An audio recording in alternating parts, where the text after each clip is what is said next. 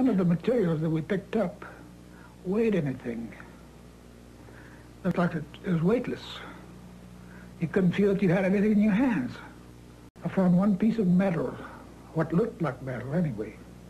It was not flexible, but it was as thin as a foil in a pack of cigarettes. It was that thin. One of my boys told me, he said, there's something unusual here. He said, I tried to make a dent in this metal. He says, you can't bend it. You can't make a mark on it. He says, I took a sledgehammer and whammed it. I put it on the ground and whammed it. The sledgehammer bounced off of it. He told me not to say anything. He says, I'll handle it from now on. And that's exactly what he did. When he came out, he said, he told the press that was there, he said, that was nothing but a weather balloon, crashed weather balloon. It was definitely not a weather balloon. And it was an aircraft. So what it could have been, I wouldn't know. I still don't know. They took pictures, of course. They had a whole flock of microphones there. They wanted me they wanted some comments from me, but I wasn't at liberty to do that. So all I could do is keep my mouth shut. And General Ramey is the one who discussed, told the newspapers, I mean the newsmen, what it was and to forget about it. It was nothing more than a weather observation balloon, of course, which we both knew differently.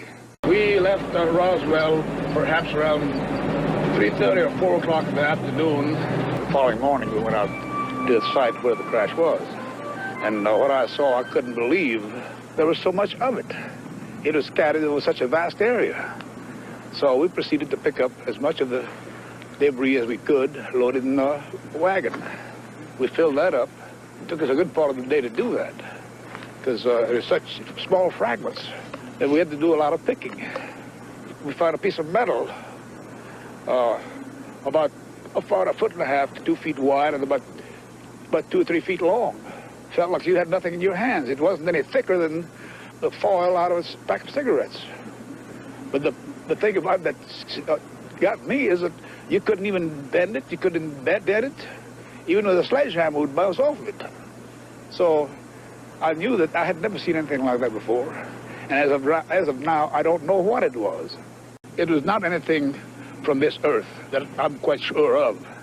Because being an intelligence officer, I was familiar with just about all materials used in aircraft and in our air travel. This is nothing like that. It could not be. It could not have been.